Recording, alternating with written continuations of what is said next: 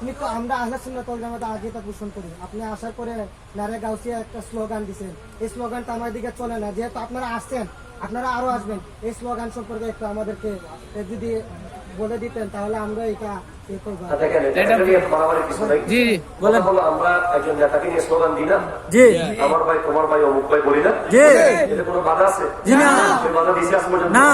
আমরা আব্দুল কাদের জিলানী রহমতুল্লাহ আলাইহি, উনি হলেন পীরদের পীর, অলিদের অলি। ওনার ব্যাপারে আমাদের আহলে সুন্নাত বলেন, কওমি বলেন, আলিয়া বলেন, আহলে হাদিস বলেন, নামাজভাবী বলেন, সালাফি বলেন, সবাই এক বাক্যে আব্দুল কাদের জিলানী রহমতুল্লাহকে মানে। ঠিক আছে? আমরা যদি এগুলো এখন বন্ধ করি অনেক কথা লম্বা হবে, হইল না? আবার ওয়াজকে আবার শুরু করবেন।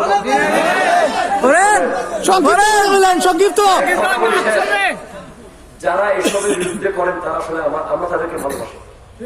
যারা এই রিসালাতের বিরুদ্ধে, মিলাদ কিয়ামের বিরুদ্ধে, গৌসিয়তের বিরুদ্ধে, এগুলোর বিরুদ্ধে যারা বলেন তারা আমাদের ভাই, তাদেরকে আমরা বেশি ভালোবাসি। দুঃখ হলো তারা বুঝে না।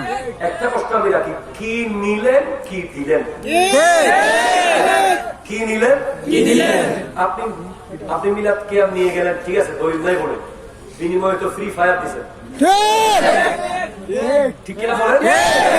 আমার কওমির ভাই বলেন, আহলে হাদিসের ভাই বলেন, আমি যেখানে জুমা পড়াই পুরো আহলে হাদিসের এলাকা, খিলগাঁও, ঢাকা, ওনারা আমার কিছু নামাজ পড়ে, ওনারা বুঝতে শুরু করেছে এখন এই মুসলমানরা যে একদিন এক হয়ে যাবে, এই ভয় আছে ইসলাম বিরোধীরা।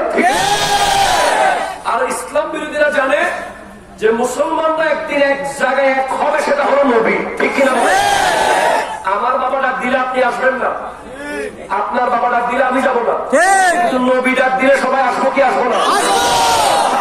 আসবো কি আসবো? খেয়াল করেন, এবার বুঝাই দিয়ে যাচ্ছি, যদি আমার কথা ভুল হয় আমার বাইরে শুধরাই দিবেন। শেষ বলতেছি, ঠিক আছে? বলতে শুনেন, ধরেন এখানে আমি যে নামছি, মোটটার নাম কি? সামনে যে মোটটা আছে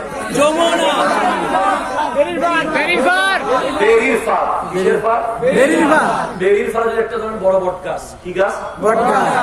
এখন এলাকার কিছু লোক 10-12 জন যুবক ঠিক করছে বট গাছের গোড়া কেটে দিবি, বিনিময়ে মাল ভাইবো।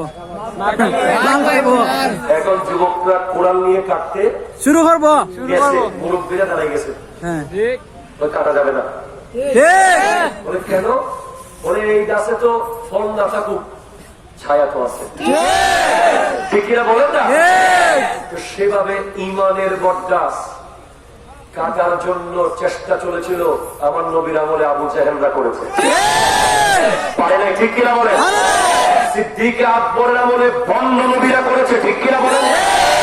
আজকে যে কাদিয়ানি বলছেন বিশ্বের শেষ নবী, শ্রেষ্ঠ নবী আমার নবী, ঠিক কিনা বলেন? আমার নবী আখিরি নবী, আর কোন নবী আসতে পারে না। যদি কেউ নবী দাবি করে সে ভণ্ড, সে ভণ্ড, সে ভণ্ড।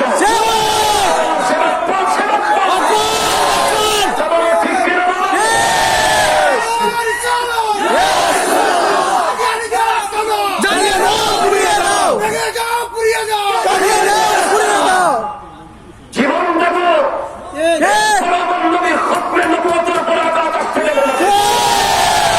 এদেরকে কোথাও সাপোর্ট দেওয়া যাবে না। ক্ষমতা যদি হোয়াইট হাউসে হয় আমাদের দরকার নাই, আমাদের ক্ষমতা মদিনায় আছে। ঠিক কিনা? আল্লাহু আকবার, আল্লাহু আকবার। হুশিয়ার সাবধান, নবী ওলি দুশমনেরা হুশিয়ার সাবধান, নারা তাকবীর, আল্লাহু আকবার, নারা রিসালাত, ইয়া রাসূলুল্লাহ, জিন্দাবাদ জিন্দাবাদ। সিদ্দিক আকবরের আমলে এরা ছিল। মুসাইলামাতুল কাজ্জাব বন্ড নবী, তুলাইহা সাজা, তাদের বিরুদ্ধে যুদ্ধ করেছে সিদ্দিক আকবর। ঠিক কিনা? ফারুক আযমের আমলে তারা এসেছিল গাছ কাটতে। উসমান রাদিয়াল্লাহু তাআলা আমলেও চেষ্টা করেছিল, মাওলা আলীর আমলেও চেষ্টা করেছিল, কারবালার মাঠে ইয়াজিদের সুরতে চেষ্টা করেছিল। ঠিক কিনা বলেন? কওমির ভাই, আহলে হাদিসের ভাই, আমার সালাফি ভাই, আপনাদের হাত থেকে বলি একটু কথাগুলো শোনেন। আমার কথা যদি ভুল হয় আপনি আমাকে শুনতে দেবেন ভাই। গাছগুলো তারা কাটবে, কারণ তারা জানে এই মুহাম্মদ সাল্লাল্লাহু আলাইহি ওয়াসাল্লাম একজন ডাক দিয়েছিল আরবে, একজন একা। যেদিন বিদায় হজের ভাষণ সেদিন 1.25 লক্ষ মুসলমান ডাক দিয়েছে। কয়জন? আজকে সেই একজন থেকে 200 কোটি মুসলমান। কে বলেন না যে কোনদিন 200 কোটি একসাথে রোডে নামে হোয়াইট হাউস ইসরায়েলের প্রেসিডেন্টের প্যান খুলে যাবে, ঠিক কথা তো ঠিক আছে। এজন্য ওরা মুসলমানদের ভিতরে পাঠ করে করে রেখে দিয়েছে। বলে বোকা, গোড়া কাটিস না, গোড়া কাটলে বাধা আসবে, আগে আগা থেকে কাট। সাহাবীদের আমলে গোড়া কাটতে চাইছিলাম, কাজ হয় নাই। নতুন টেকনিক ল, আগা কাট। কি কাটবো? প্রথমে একটা কালিয়ে ঢাল, কোন ডালটা কাটবো? কবি কালিমার ভিতরে আল্লাহ এবং নবী একসাথে থাকতে পারবে না। এটাকে আপনি মেনে নিয়েছিলেন? এরপরে কয়েকবার বলবি নবী মিলাদ কে আনবে না, 2-3 মাস চুপ থাকবি, এবার একটা কূপ দিবি, কি দিব? এবার কবি নবী মাটি, 1 বছর চুপ থাকবি, অনেক কিছু হইব, আবিষ্কার করুক। এরপরে আবার কি দিব? নবী তো কবরে মরে গেছে না।